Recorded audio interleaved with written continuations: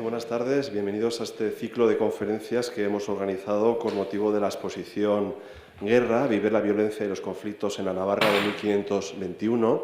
Pues hemos querido contar para esa apertura precisamente con el comisario de la exposición, José Miguel Escribano Páez, que me acompaña aquí en la mesa. Él es licenciado en Historia, es doctor en Historia por el Instituto Universitario Europeo de Florencia.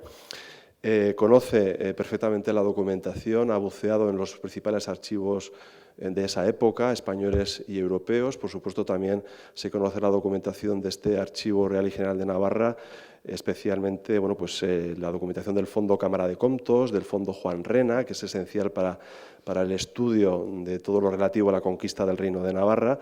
Y precisamente su tesis doctoral, el objeto de su tesis doctoral fue precisamente el Reino de Navarra en el contexto o como caso de frontera ya en el marco de la construcción de la monarquía hispánica. Voy a aprovechar su presencia aquí simplemente para agradecer su colaboración para la preparación de esta exposición, que se inauguró ya hace unos meses, en el mes de junio, y sobre todo también para la preparación de este ciclo de conferencias. Y ya sin más preámbulos, pues le damos la palabra. Él va a hablar sobre escaladas y desescaladas violentas en un reino de frontera, Navarra en 1521. Muchas gracias.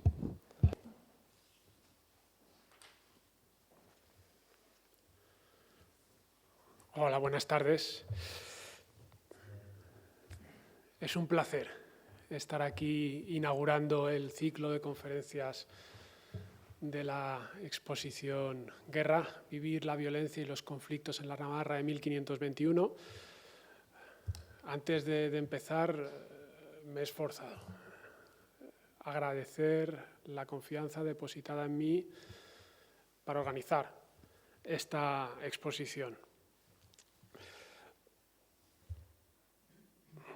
Antes de pasar adelante, una muy breve aclaración.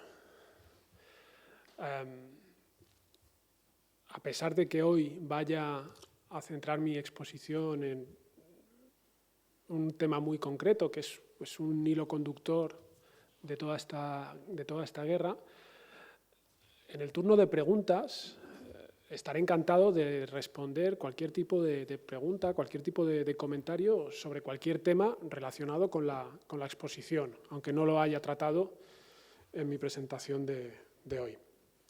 Voy a intentar no expandirme demasiado para que tengamos tiempo suficiente de debatir, de responder preguntas, porque bueno, lo considero una parte fundamental de mi trabajo como investigador y de mi actividad como divulgador. Antes de pasar adelante, ya una última cosa. Quisiera agradecerles su presencia hoy aquí. De verdad, sé que suena tópico, pero significa mucho, mucho para mí. Bien, el objetivo de mi presentación hoy es doble. En primer lugar, voy a dar una serie de pinceladas generales sobre el discurso narrativo de la exposición. Espero que eso sirva para invitar a los que todavía no la hayan visitado a que la visiten. Y después voy a aplicar este hilo expositivo a este tema que recorre toda la muestra, que es cómo escalan y desescalan los distintos conflictos que confluyeron en Navarra en 1521.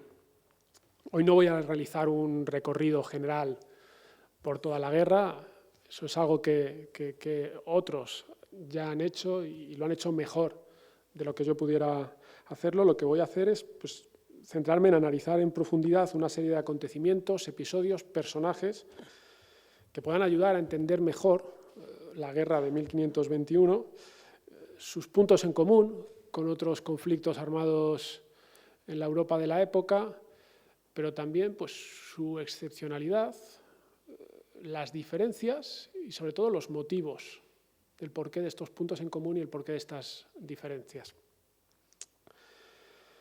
Bien, el relato expositivo en buena medida ha buscado romper con algunas de las dinámicas que habían dominado lo que hoy en día se llamaría la narrativa sobre la guerra de Navarra. En las últimas décadas se ha escrito mucho sobre esta guerra, en buena medida como una cierta reacción frente pues, a un relato pues, que se consideraba canónico y que se centraba en una serie de hechos muy, muy específicos. Gracias a esta profunda tarea de revisión, hoy en día contamos con una cadena de acontecimientos mucho más completa y sobre todo mucho más detallada, ¿no? La charla que hoy voy a darles aquí, la exposición, las investigaciones en curso en las que estamos trabajando muchos, no serían posible sin esta tarea de revisión y es justo comenzar reconociéndolo. Pero en buena medida esta revisión se ha centrado en cambiar pues, un relato moral de la guerra, podríamos decir. En cierta medida lo que se trataba era pues, un poco de cambiar las etiquetas de quiénes eran los buenos, quiénes eran los malos.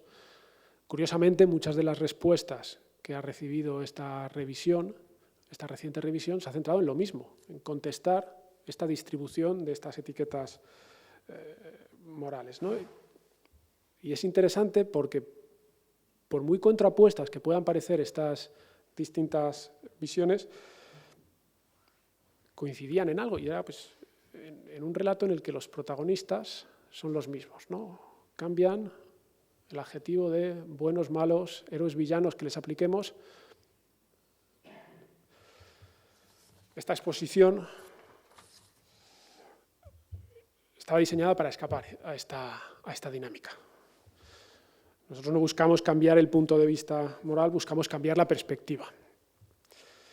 No queríamos volver a contar la guerra una vez más desde el punto de vista pues, de unos reyes taimados, unos nobles malvados o heroicos que ocupan el primer plano y una población amorfa, anónima, relegada a la sombra de un segundo plano. Lo que buscábamos era acercar al público a la guerra pues, como lo que entendemos que verdaderamente era, ¿no? Un drama colectivo que afectaba a un sinfín de personas, de un sinfín de maneras muy diferentes. Sigue habiendo nobles, sigue habiendo beamonteses y agramonteses, los grandes protagonistas todavía a día de hoy, pero ya no los hemos presentado como unos nobles fríos, calculadores, en cierta medida también un poco autómatas. No, hemos querido presentarlos pues, como unos personajes que muchas veces se movían, movidos por unas convicciones, unas ansiedades, unos miedos, unas circunstancias que escapaban a su control. Y eso nos ha permitido ponerles en el mismo plano, con todas las distancias y con todas las prudencias que aplican, que muchos de los hombres y las mujeres de la Navarra del siglo XVI, para los cuales la guerra era un drama que se les venía encima y sobre el que tenían poca, muy poca o nula capacidad de actuación.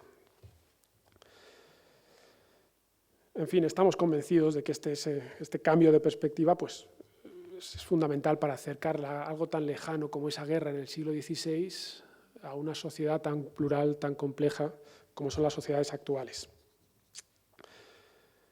En fin, una vez descrito a grandes rasgos este relato expositivo, voy a pasar a aplicarlo a una temática concreta que nos permite ver la guerra de 1521 en Navarra desde otra óptica, una óptica más amplia y que nos permite pues, no solo estudiar o no solo considerar, no solo tener presentes los factores que alimentan la violencia, sino también los factores que sirven de freno a esa violencia.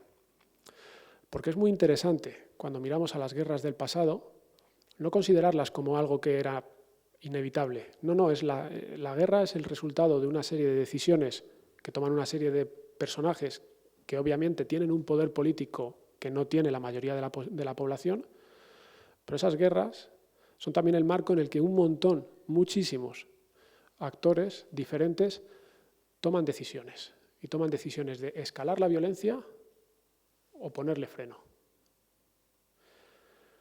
Si nos centramos en esto, en estos frenos, en estos disparadores, podemos ver la guerra de Navarra en un plano comparativo con los otros conflictos de la época. La última vez que estuve hablando desde aquí, miraba a Navarra en comparación con otras fronteras más al norte, las fronteras entre Flandes y Francia. Hoy el ejercicio que les propongo es distinto. Hoy les propongo mirar a Navarra, pero mirando hacia el este, mirando hacia Italia. ¿Por qué? Porque en gran medida, la guerra de Navarra es un episodio de un drama mucho mayor conocido como las guerras de Italia. La conexión entre esta guerra de Navarra y las guerras de Italia es muy estrecha, es bien conocida. La propia conquista de 1512 no se entiende sin este conflicto entre los reyes de Francia y los reyes de España por la hegemonía en Italia. Además sabemos que hay una conexión humana muy importante, ¿no? Gastón de Foix muere en la batalla de Rávena, Enrique de Navarra es hecho prisionero junto con Francisco I en la batalla de Pavía. Asparrós, este general francés que invade Navarra en 1521, pues forma parte de una familia con una dilatada experiencia luchando en las guerras de Italia. Esta conexión humana entre las guerras de Italia y la guerra de Navarra iba más allá de los altos mandos y abarcaba una parte importante de los combatientes. Un ejemplo de ello pues, son estos tres personajes que aparecen en este documento: Sancho de la Rainzar, Sancho Díaz, Miguel de Hues. Son tres vecinos de Puente la Reina que participan en la batalla de Noain, pero que también se presentan como combatientes con una larga experiencia en las guerras de Italia, incluso antes de la conquista de Navarra de 1512. Si ampliamos el foco todavía más, pues podemos ver que muchos de las tropas francesas que invaden Navarra en 1521 son de origen gascón, son estos soldados gascones, que son unos viejos conocidos de cualquiera que se dedique a estudiar las guerras de la Europa del siglo XVI, porque bueno, pues de esta región, que es una región pobre, salen la mayoría de los soldados, o una parte importante de los soldados de los ejércitos franceses. Y es muy importante que retengamos en la memoria un detalle. Muchas de las tropas que los franceses utilizan en Italia son estos gascones, sobre los que volveremos más adelante. Desde un punto de vista pues, de la táctica, de la estrategia militar, la guerra de Navarra también presenta muchas semejanzas con las guerras de Italia. ¿En qué sentido? Pues en el sentido de que la ofensiva espectacular que este general francés Asparrós plantea en Navarra en 1521, pues recuerda a estas ofensivas relámpago que Carlos VIII de Francia inaugura en 1494 y que en el resto de ofensivas intentan repetir sus mandos. La batalla de Noain, que en buena medida se puede considerar como el acontecimiento más occidental de las guerras de Italia, a pesar de que tenga lugar aquí en Navarra, se salda con una victoria por la superioridad o por el uso de la infantería española frente a la tradicional preponderancia de la caballería pesada francesa, que es algo que va a pasar en los años siguientes en Italia. De nuevo vemos estas conexiones. Pero si ampliamos el foco de la batalla a la guerra, en un sentido más amplio, empiezan a surgirnos también algunas diferencias muy interesantes. Las guerras de Italia, estos conflictos desde finales del siglo XV hasta mediados del siglo XVI, ocupan un lugar muy destacado en la historia de Europa porque marcan un antes y un después en un tema muy interesante, el tema de las relaciones entre los civiles y los militares. Los testigos de la época presenciaron aterrados cómo en estas guerras de Italia resultaban cada vez más frecuentes los saqueos y las matanzas de civiles, de no combatientes. Esto es algo que ya había pasado en otras ocasiones. No es algo que se invente en este momento, pero es un fenómeno que empieza a generalizarse en este contexto de las guerras de Italia, como han demostrado pues, estas recientes investigaciones que les he puesto ahí en pantalla. Por simplificarlo muy rápidamente, estos acontecimientos de violencia extrema se hacen cada vez más frecuentes y se hacen cada vez más espectaculares. Dejan de ser algo excepcional, por así decirlo, y empiezan a ser algo generalizado.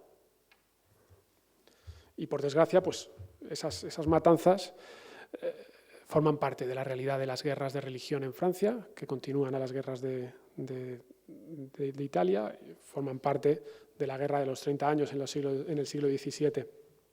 De ahí pues, a que muchas veces aparezca en las representaciones visuales de la guerra como la que tienen ahí en pantalla.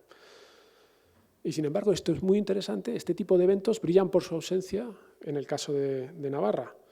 Esto no quiere decir que no haya saqueos. Hay algunos ejemplos, como el saqueo de los Arcos, en el que hay víctimas civiles. Este documento que tienen en pantalla pues, habla de 4 muertos y una decena de heridos durante el asalto a la iglesia, pero por muy dramático que resulte este episodio de los Arcos, pues no resiste la comparación con los saqueos y las matanzas que tuvieron lugar en Prato, Pavía, Mordano, o el más famoso de todos, el saco de Roma de 1527. La ausencia de este tipo de episodios de violencia extrema resulta muy significativa o bastante interesante si tenemos en cuenta lo que apuntábamos al principio, que muchos de los combatientes que luchan en Navarra cuentan con una experiencia de combate en Italia, por así decirlo. Son los mismos actores, las fechas son las mismas, mismo contexto. ¿Por qué en un lugar presenciamos matanzas, saqueos generalizados, y en otros hay estos saqueos, hay víctimas civiles, pero no hay una violencia colectiva comparable con la de Italia? Esto resulta todavía más llamativo si tenemos en cuenta que muchos de los, entre comillas, culpables de las matanzas que tienen lugar en las guerras de Italia son estos soldados gascones que acompañan también a Asparrós en 1521. El propio Asparrós se quejaba mucho de estas tropas. Aquí en la exposición tenemos la carta que escribe desde Tiebas, donde habla de que bueno, pues tiene una infantería de tan mala vida y tan desobediente. Pero bueno, sin embargo, en ningún momento estos gascones cometen ningún tipo de atrocidad como las que se les acusa en Italia. Bueno, pues el que no lo hicieran resulta interesante porque demuestra que, contrariamente a lo que se creía en la época, pues no eran unos combatientes inclinados a este tipo de violencia extrema por su naturaleza, sino que más bien pues hay una serie de factores que invitan a que la violencia escale hasta estos niveles paroxistas, y hay otros factores que la frenan, ¿no? Esto es lo que han estado investigando los historiadores a los que me hacía referencia antes, y esto es un poco lo que surge como pregunta central hoy aquí, ¿no? ¿Por qué la guerra de Navarra no es igual de violenta que las guerras de Italia? En lo que queda de mi exposición voy a intentar dar algunas explicaciones. Algunas pueden parecer más simples, otras son un tanto paradójicas, pero bueno, todas nos ayudan a entender la guerra de Navarra y, como les decía al principio, poner la guerra de Navarra en un panorama mucho más amplio. Bueno, en primer lugar hay que comenzar haciendo referencia a la cuestión del enfrentamiento de las facciones. El papel que la lucha entre los beamonteses y los agramonteses juega en las guerras de Navarra es bien conocido. Cuando se habla de estas guerras de Navarra se suele señalar que, de la misma manera que en 1512 los beamonteses apoyan a Fernando el Católico y hacen posible la invasión del reino, en 1521 son los agramonteses los que se acercan a Francisco I como una forma de intentar restituir a Enrique de Navarra. Pero a pesar de que conozcamos muy bien su papel como, por así decirlo, actores del conflicto, todavía es muy poco lo que sabemos sobre cómo funcionan estas mecánicas de la violencia y estas mecánicas de la contención de la violencia en relación a estos enfrentamientos banderizos. La competencia entre las dos facciones, por los recursos económicos, políticos, simbólicos, sociales del reino, pues provoca que tanto unos y otros pues cada vez se vayan acercando más a espacios como este que ven ahí en la imagen, que son estos polos del gran conflicto que sacude la Europa de la época, que son las cortes de los reyes franceses y españoles, ¿no? Cada vez dependen más del apoyo que puedan recabar en esas cortes, y eso es un factor que hace que el conflicto de 1521 vaya escalando. En la exposición tenemos algunos documentos al respecto, como las cartas que se mandan entre estas cortes o los nobles navarros que escriben a sus representantes en estas cortes. Pero por paradójico que resulte, el mismo factor que hizo posible la guerra, la diversión banderiza, también actuó como un potente freno en las escaladas de violencia que en otros contextos, como en Italia, hubieran acabado en matanzas, en episodios de violencia colectiva, pero que sin embargo aquí, pues como le decía, pues no llegan a tal. ¿Por qué? Porque los bandos que se enfrentan en Navarra en 1521 en buena medida son bandos heterogéneos, no son bandos compactos, no son bandos unificados. Hay beamonteses y castellanos, y luego dentro de este bando un sinfín de procedencias geográficas, y en el otro bando pasa lo mismo, hay agramonteses y franceses, y luego los franceses también se pueden dividir entre distintas procedencias, etc. Lo importante, lo que yo creo que es lo que hace que actúe como un freno de esta violencia, es que estos bandos enfrentados tienen objetivos contrapuestos, pero tienen enemigos comunes solo hasta cierto punto. No comparten al 100% la misma estrategia, no comparten al 100% los odios, las animadversiones, esos factores que hacen que la violencia muchas veces escale sobremanera. Pasamos a los ejemplos. Permítanme que vuelva sobre estos tres combatientes de Puente la Reina, a los que hacía la referencia antes, y que después de finalizada la guerra escriben un documento muy interesante sobre pues su experiencia en la guerra. Estos tres caballeros son parte de esta facción beamontesa dentro de una población mayoritariamente beamontesa como es Puente la Reina.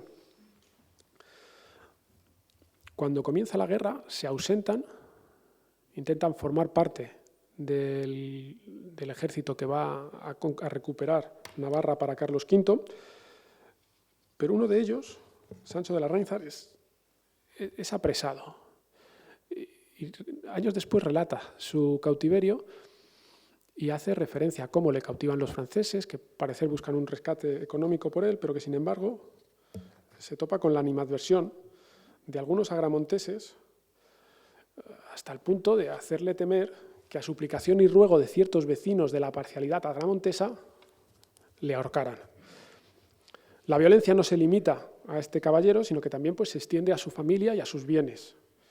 Así, un testigo, que también aparece en este documento, describe cómo cuando los franceses llegan a Puente la Reina se ceban, se ensañan, especialmente con los bienes de Sancho de Larrainzar, ¿no? En el texto que pueden ver ahí en pantalla, este testigo cuenta cómo vio que en la casa de Sancho X y en la casa de Sancho de Larrainzar muchos franceses le tomaron y bebieron al dicho Sancho Díaz una cuba de vino blanco, y en la casa del dicho Sancho de Larrainzar 24 cargas de vino blanco, poco más o menos, y vio cómo trataban mal los dichos franceses a las mujeres de Sancho de Larrainzar y Sancho Díaz, llamándolas mujeres de traidores, y aún dijo que a la sazón los dichos franceses dieron fuego a la casa del dicho Sancho de Larrainzar.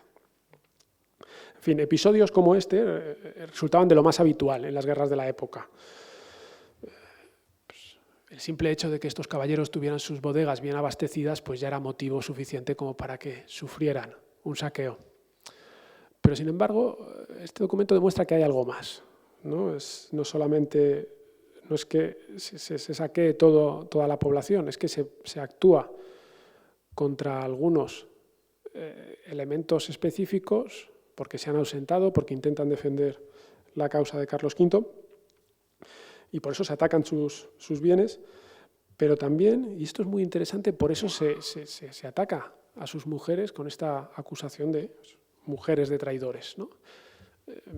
Permitidme que me detenga en este detalle un momento. Esto es muy interesante porque esto también nos abre la puerta a esta dimensión de género en la violencia de la guerra. Los hombres, las mujeres de la época no sufren la guerra de la misma manera. Los Sanchos, Díaz y Larrainza y Egués, pues empuñan las armas, marchan, son capturados, pelean la batalla, etc. Pero son sus mujeres las que tienen que quedarse en Puente la Reina y son sus mujeres las que sufren el saqueo, los insultos. Es muy interesante esta cuestión, podemos volver luego sobre ella en el tema a la hora del debate. Este documento también nos habla de los frenos a esa violencia. Conocemos muchos saqueos, pero no conocemos tanto momentos como este que refleja el documento, en el que en mitad del saqueo alguien decide poner freno a la violencia.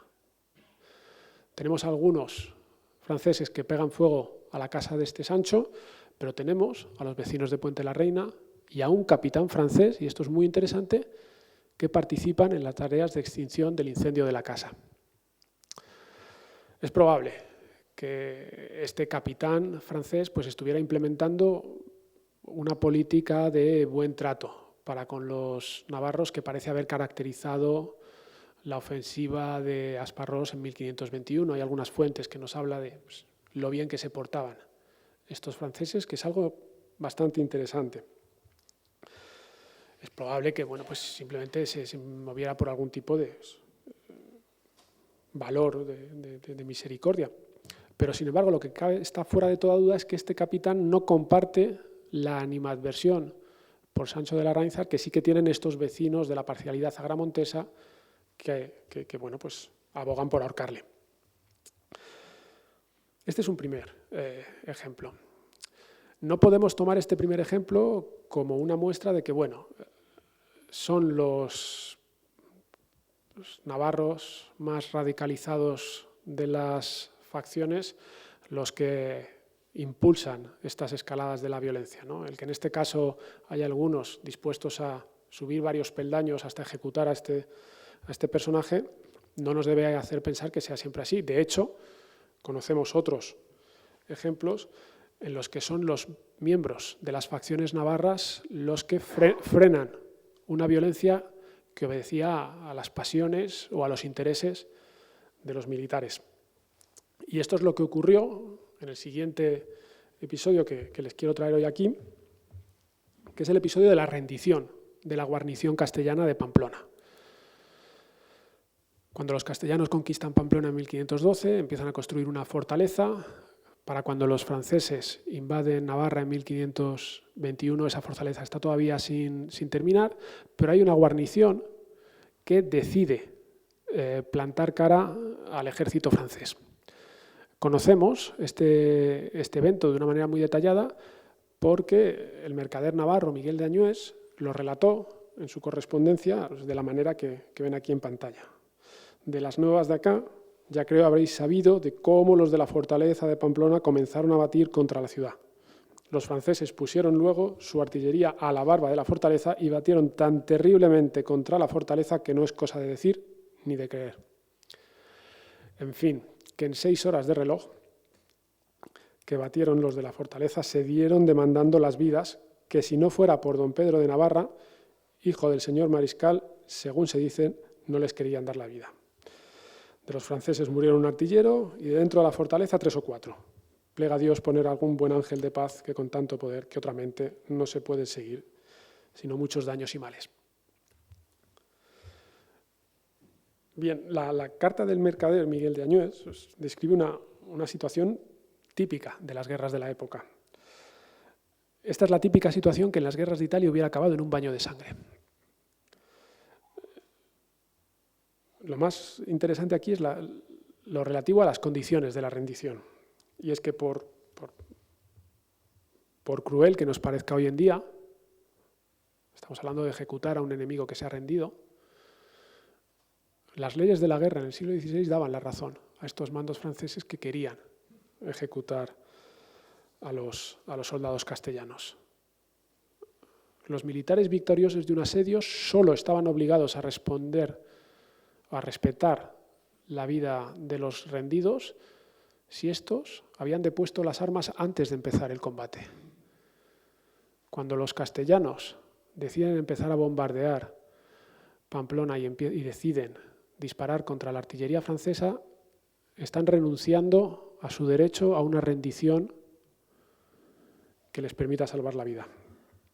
Además, hay una razón práctica detrás de la decisión de los franceses de querer ejecutar a esta guarnición, y es que, bueno, este ejercicio de violencia era un mensaje.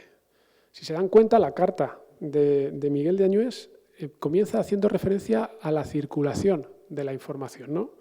De las nuevas de acá ya creo habréis sabido cómo la información circula. La violencia es un mensaje. Ejecutar a la guarnición de castellanos que han resistido en Pamplona hubiera mandado un mensaje alto y claro para con el resto de guarniciones que quedaban en el reino. Y esto es fundamental porque la estrategia militar de Asparrós se basa en un avance fulminante como el que han tenido los que han llevado a cabo los franceses en Italia. Por eso es importante descartar desde el primer momento cualquier ejercicio de resistencia. Y sin embargo, aquí se alza una voz, que es la voz de este líder en construcción de la facción agramontesa, este don Pedro de Navarra, que intercede por la vida de estos soldados. Nosotros no podemos saber cuáles son los motivos que le llevan a interceder por ellos, ¿no? Pues seguramente se puede hipotetizar, podemos conjeturar que bueno, es en buena medida una mezcla de pragmatismo y reciprocidad. Su padre está preso en Castilla. Participar en una masacre de soldados castellanos hubiera podido tener consecuencias para su padre.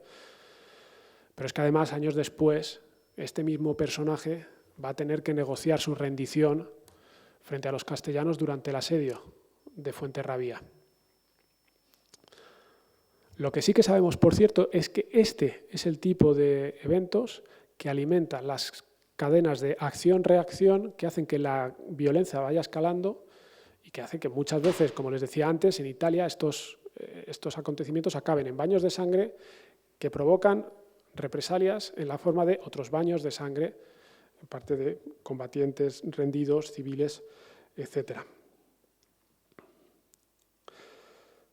El último de los ejemplos que quiero traer hoy aquí también tiene que ver con este papel del enfrentamiento de las facciones navarras en las escaladas y las desescaladas, en este papel, la importancia de este carácter compuesto de los dos bandos, pero en este caso tiene más que ver con lo que podríamos denominar el mapa de los enfrentamientos banderizos, ¿no? La dimensión geográfica de estos enfrentamientos, de estos odios. Y para eso me voy a centrar en un caso que es muy conocido, que es el caso de Miguel de Bértiz, que es un combatiente agramontés, que es muy conocido de un tiempo a esta parte, pues porque fue ejecutado de una manera espectacular al finalizar la guerra. Esta fuente es una fuente compleja, todos los procesos judiciales lo son, pero si dejamos de lado las acusaciones sobre las que gira, los ejes principales sobre los que gira la acusación contra Bértiz y nos centramos en cómo distintos testigos se refieren a estos acontecimientos de la ofensiva de 1521, podemos ver cómo funciona esta distribución de los odios, las animadversiones, los impulsos y los frenos de la violencia a ras de suelo. Miguel de Vértiz fue ejecutado en buena medida por dos encontronazos que tuvo con dos grupos de tropas castellanas que se estaban retirando de Navarra ante el avance del ejército francés en 1521. El primer grupo que vamos a ver hoy aquí es el grupo de la guarnición de San Juan de Piedepuerto. Estos soldados iban escoltados por un miembro de la oligarquía de Pamplona, Esteban de Zunzarren, y según Esteban de Zunzarren, cuando se encontraron con Vértiz y sus hombres, les comunicó que estos soldados castellanos eran la guarnición de San Juan de Piedepuerto y que él iba por parte de la ciudad allá para pasarlos seguros. Este es un detalle muy interesante porque este es uno de los mecanismos que desarrollan las sociedades de la época para contener posibles escaladas de violencia. ¿Por qué? Porque los soldados en retirada muchas veces eran víctimas de ataques por parte de civiles en armas que acababan en auténticas masacres como la que ven ahí en pantalla. Una vez más, las cartas de Miguel de Añues nos ofrecen un testimonio muy, muy interesante al respecto, ¿no? El 18 de mayo, mientras relata la huida del virrey de Pamplona, deja caer algo que es muy interesante, ¿no? Escribe: aún creo que le hará Dios gracia al señor duque de Nájera, el virrey, si se salva en llegar a Castilla. En Lumbier hay 200 soldados que a la hora que es los habrán perdido a todos si Dios no les hace gran gracia. Esto es un testimonio muy, muy interesante porque nos demuestra que este tipo de episodios de violencia colectiva, masacres, tal, están en la mente de los navarros de la época, ¿no? Forman parte del escenario que ellos se componen, cada uno en su cabeza, ¿no? Y esto hace más llamativo todavía que no sucedan, a pesar de que sabemos que hay episodios de ataques a estas tropas, algunos muertos, etcétera, pero de nuevo no es nada parecido a estas masacres como la que tienen aquí en pantalla, que se convierten en bastante habituales en esta época. En fin, a la vista pues de todo esto, no es extraño que las autoridades de Pamplona decidieran enviar a Zunzarren como un garante de la seguridad de las tropas castellanas. Es más, esta decisión por parte de las autoridades de la ciudad pues formaba parte de una estrategia de contención que, de nuevo, el mercader navarro Miguel de Añues describe en una de sus cartas, ¿no? Habla cómo las autoridades de la ciudad de Pamplona pues despliegan una estrategia de contención de la violencia, ¿no? Él habla de que, bueno, el señor duque ha desamparado Pamplona ayer jueves, hoy viernes, y se ha ido para Castilla con 1000 soldados y con 10 de caballo. A la partida quisieron saquear parte de la ciudad y los de la ciudad tuvieron buen ojo y esfuerzo y hubieron por bien dejarlos sin hacerles daño. Y así la ciudad queda señora de por sí. El comportamiento de las autoridades de Pamplona es muy interesante porque demuestra que han aprendido muy rápido a lidiar la interacción con estos profesionales de la violencia, que son estos soldados que están presentes en la ciudad. Recordemos, solo han pasado 9 años desde la conquista. Sin embargo, ya va formándose una cultura política sobre cómo gestionar las siempre complejas, siempre delicadas interacciones con los soldados, con estos profesionales de la violencia. De nuevo, este es el tipo de eventos que en otras guerras de la época desata escaladas que acaban en estas mecánicas de acción-reacción con varios muertos, con muchos muertos. Y es algo que sucede con frecuencia en las guerras de Italia.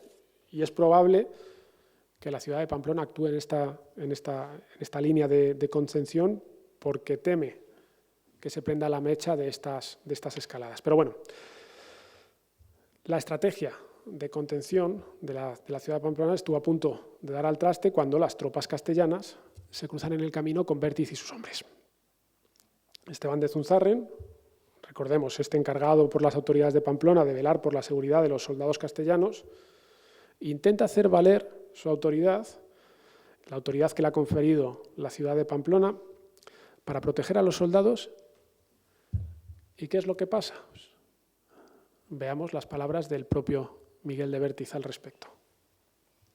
Este confesante le dijo que a la ciudad de Pamplona servirla hemos pero no la obedeceremos. ¿Y qué dijo el dicho Esteban de Zunzarren? Aquí traemos provisión del capitán Asparrós, y que este deposante le dijo, a esa obedeceremos. Y pasó adelante, y el coronel Ávila le rogó que le acompañase hasta pasar la gente, y así este deposante lo acompañó. Es una secuencia muy significativa, es muy interesante, porque bueno, pues, muestra a un agramontés convencido como este Miguel de Vértiz, negándose a obedecer la autoridad de una oligarquía mayoritariamente beamontesa, como es la oligarquía de Pamplona, encarnada por un beamontés conocido como es este Esteban de Zunzarren. Y sin embargo, pues vemos a este Esteban de Zunzarren haciendo valer la autoridad militar de este general Asparrós, y entonces sí, se relaja la situación, se evita el conflicto, se evita la violencia, ¿no? Estas enemistades banderizas quedan en un segundo plano, pero bueno, nos muestra cómo aquí hay distintos regímenes de protección. Hay este régimen de protección que ofrece la ciudad de Pamplona, pero también hay este régimen de protección que ofrecen las autoridades francesas a unos soldados que, a diferencia de lo que pasaba con los soldados de la fortaleza de Pamplona, estos soldados que vienen de San Juan de Piedepuerto se han rendido antes de entablar combate y, por tanto, quedan dentro de la protección de este general francés.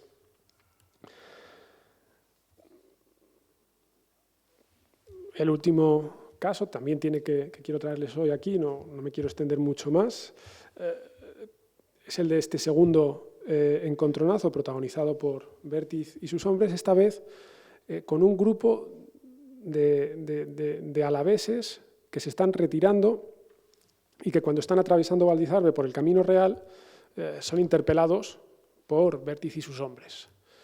En un primer momento parece que la situación se contiene. Sin embargo, cuando llegan al puente de Óbanos, como relata uno de estos alaveses atacados, el capitán de estos alaveses, pues cuando llegan a Óbanos cuenta Vértiz, acusado, su compañía, con el favor que les sobrevino de los lugares del entorno, pues les atacan y les roban. Su teniente cuenta una versión muy parecida, la cuestión escala y acaba con este robo. Es una violencia en cierta medida contenida. Hay algunas agresiones físicas, pero mayoritariamente se trata de despojar a estos alaveses de lo que llevan y de ridiculizarlos, ¿no? Por eso pues, se les desnuda. Lo interesante es que este es un acontecimiento muy puntual,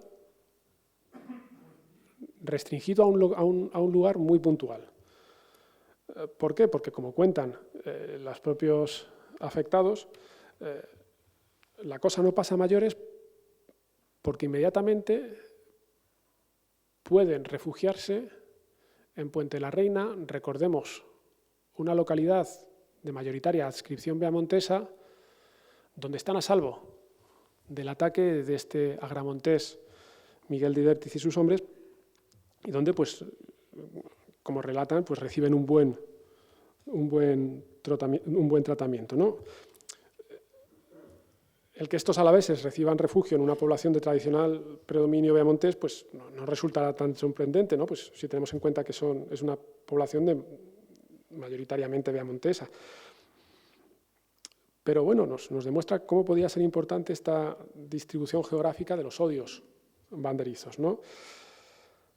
Los alaveses atacados no gozan de la protección que los beamonteses de Pamplona han otorgado a los soldados castellanos que se retiran desde San Juan de Piedepuerto, pero sí que gozan de la protección de estos beamonteses de Puente la Reina. Y esto es una situación muy diferente a la que pasa en otros muchos escenarios bélicos, donde muchas veces las tropas atacadas se tienen que defender hasta el final, muchas veces causando muertos en uno y en otro bando.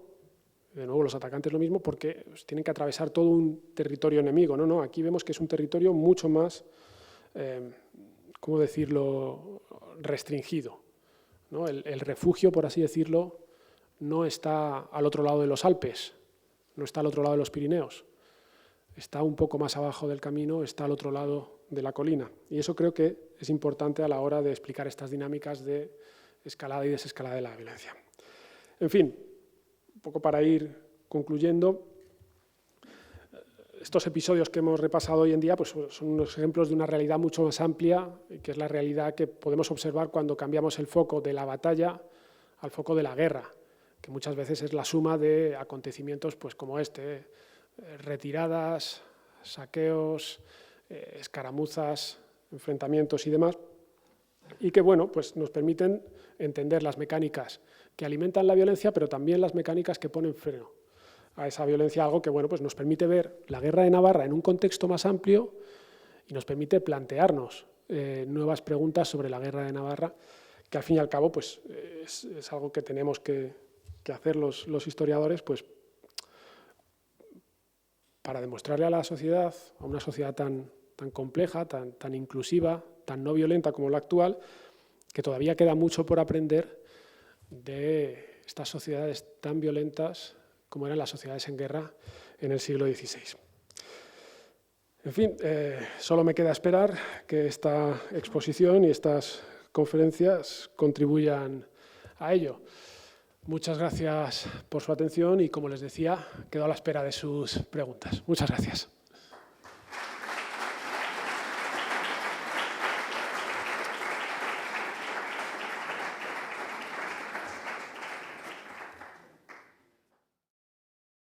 A la terminología de los ejércitos.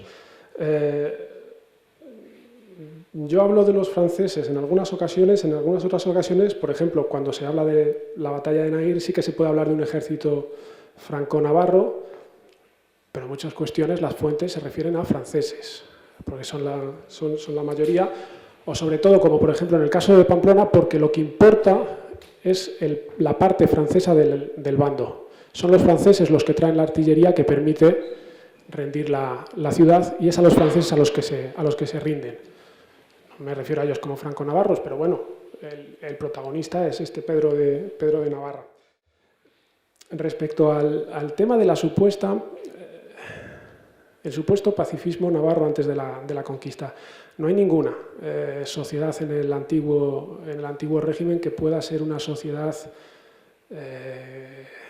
quizás sí desmilitarizada, como bien apuntaba usted, sin un ejército permanente, pero todas sociedades son sociedades con gente que vive permanentemente en guerra.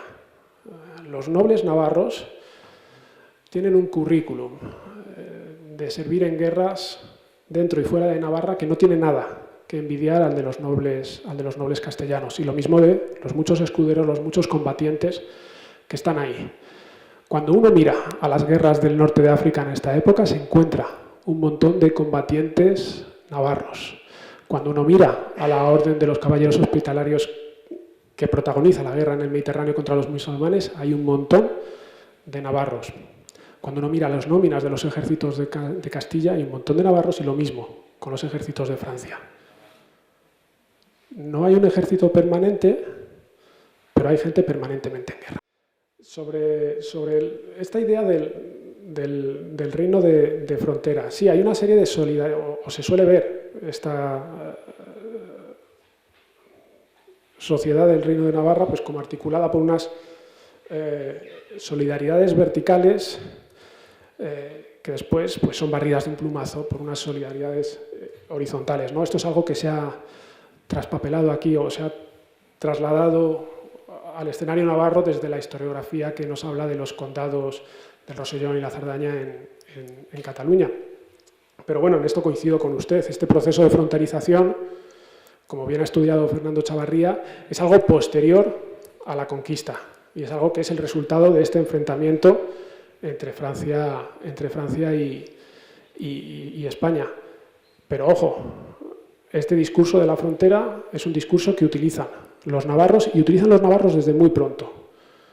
En la documentación terrena hay algunos ejemplos muy interesantes en los que bueno, pues la oligarquía de la ciudad de Pamplona busca obligar a Carlos V a que acepte sus condiciones de integración en el reino, diciendo porque nosotros estamos en frontera. esta identidad fronteriza, y esto de nuevo, aquí cito los trabajos de Fernando Chavarría, que lo ha estudiado mucho mejor que yo, es parte de un proceso que también surge del propio reino. Hacía usted una interesante comparación con Afganistán, el trasfondo de la alta geopolítica y esta cuestión de los reyes y sus dudas, ¿no? Hace poco leí que Carlos V, cuando ya estaba anciano, se hacía leer todas las tardes, todos aquellos pasajes de la Biblia, del Antiguo Testamento, en el que se hablaba de ciudades arrasadas, etcétera, como una forma de calmar su conciencia. Si yo he dejado esa dimensión fuera hoy aquí, es un poco, pues, no porque considere que eso no sea importante, sino porque eso tiene poco que ver con cómo funciona la violencia a ras de suelo, que es lo que a mí me interesa hoy. Lógicamente, pues, conflictos como el de Afganistán no se entienden sin la geopolítica y los intereses de las grandes potencias, pero el problema es que si los contamos siempre así, al final estamos haciendo una segunda injusticia con los hombres y las mujeres de Afganistán, que es que les estamos dejando fuera de la imagen y les estamos dejando, pues, prácticamente, pues, como unos títeres que no tienen nada que hacer frente a estas injerencias de fuera. Y sin embargo es muy interesante mirar por qué hay algunos que se alzan en armas, por qué hay otros que deciden colaborar, por qué hay otros que deciden apartarse de la violencia, etcétera. Pero bueno, como le decía, le agradezco muchísimo su contribución porque me permite puntualizar algunas cuestiones y permite ir dinamizando este debate. Muchas gracias. Usted apuntaba de una manera bastante acertada que no podemos equiparar un territorio que se defiende de un territorio que ataca. Eso es algo que está claro a día de hoy, es algo que también estaba claro en la época, ¿no? Se debate mucho sobre las guerras justas en el siglo XVI y se establece claramente que de la misma manera que Dios no castiga a nadie por defenderse, las guerras defensivas son siempre guerras justas. Y ahí ya se abre la puerta a que alguien con una agenda expansionista como Fernando el Católico plantee una guerra ofensiva como la conquista de Navarra como una acción defensiva, que en cierta medida es algo que tiene una audiencia en la Europa de la época, porque no debemos olvidarnos que este gran proceso de expansión bajo Fernando el Católico y después bajo Carlos V es en buena medida, bueno, pues el objetivo de una agenda dinástica propia, pero que tiene muchos apoyos en muchas partes, porque hay alguien que da más miedo que ellos, que es el rey de Francia. Y el rey de Francia da miedo en la península ibérica, en Castilla, en Aragón, en Navarra, da miedo en Italia, da miedo en Alemania, y por eso estos dos monarcas son capaces de avanzar esta agenda expansionista. Porque eso entra dentro del plano de la justificación. Lo que no sabemos, y esto es una cuestión que es muy interesante y que da para bastante debate, es cuál es el plan que tiene Fernando el Católico en el verano de 1512. Está claro que va a atacar, está claro que va a atacar con todo, pero no está claro que tenga pensado quedarse con el Reino de Navarra. ¿Por qué? Porque los medios militares que utiliza son medios militares básicamente ofensivos. Es a partir del otoño-invierno de 1512 que, sin que lo veamos plasmado en ningún plan, empezamos a ver que las cosas cambian y se empieza a pasar a una estrategia militar defensiva. Se empiezan a construir fortificaciones. Antes no se habían construido, antes se habían reparado algunas cosas, se había soportado un asedio y tal, y eso es muy interesante, porque si cambiamos en función de los tiempos, podemos tener unas explicaciones u otras. Es obvio que Fernando el Católico se está preparando para una guerra, pero no sabemos si es una guerra reversible como muchas de las guerras de la época, y no sabemos cuándo y por qué toma la decisión de quedarse con el reino. esa cuestión de la legitimidad de las bulas entra ya dentro de, pues, dentro de cuestiones de, pues, incluso podríamos denominarlo de política interna. No nos olvidemos que Fernando el Católico en 1512, a pesar de que parece estar viviendo una nueva edad de oro en su gobernación de Castilla, es un monarca muy contestado. Es un monarca que no tiene un apoyo total por parte del cuerpo político o la élite política castellana. Pero, sin embargo, muchos de los nobles que no están muy a las buenas con Fernando sí que deciden participar en esta guerra. La cuestión de las bulas, que es una cuestión que yo no he trabajado nunca directamente, porque considero que, bueno, pues entra dentro del ámbito de la alta política, pues tiene más que ver, pues, con estas cuestiones de legitimar unas relaciones internacionales, también en buena medida quizá de carácter interno, pero de nuevo, lo que todavía no sabemos y lo que todavía es objeto de debate es ese momento. ¿Cuándo se toma la decisión de no, esto lo voy a retener? 1515, cuando lo adscribe a la Corona de Castilla, esa decisión ya está tomada, pero no tenemos elementos como para considerar que empieza esta guerra ya con la idea de quedarse con Navarra. Aunque hay algunas fuentes de la época que dicen eso, ¿no? Por ejemplo, los embajadores italianos sí que dicen, bueno, ha hecho esta jugada maestra para quedarse con Navarra prácticamente pues, de una manera muy fácil. Pero, de nuevo, la toma de decisiones es una cuestión que, por la propia naturaleza de las fuentes, muchas veces se nos escapa. Conocemos los hechos consumados, pero muy pocas veces conocemos cuáles son las mecánicas, las tomas de decisión que llevan a esos hechos. El tema es una cuestión que es importante, ¿no?, tener en cuenta. El derecho internacional de la época no es un derecho internacional unitario, como el que tenemos hoy en día. Hoy tenemos un derecho internacional y, a pesar de tener un derecho internacional, está constantemente, pues, siendo vulnerado, ignorado, conculcado, etc. En el siglo XVI hay varios derechos internacionales que además se están configurando sobre la marcha en función de distintos intereses. El papado, que es la autoridad eclesiástica, pero que también es un interés territorial, está abogando por un derecho internacional, y los reyes europeos, según el momento y según la agenda, en un momento dado pueden situarse al costado de este derecho internacional o directamente ignorarlo. Y en eso la historia de España nos ofrece muchísimos ejemplos, desde Fernando el Católico, Carlos V, que también fue excomulgado, Felipe II, que llega a obligar al papado a ciertas renuncias, etc. Pero aquí el problema es si le damos demasiada importancia a estas cuestiones de las ligas. ¿Hay una liga en la primavera? Sí. Pero es que en Italia hay ligas cambiando constantemente. El tiempo de vida de estas alianzas es de unos pocos meses. Eso muchas veces se nos olvida. A Fernando el Católico y compañía no se les olvida, lo tienen siempre muy presente.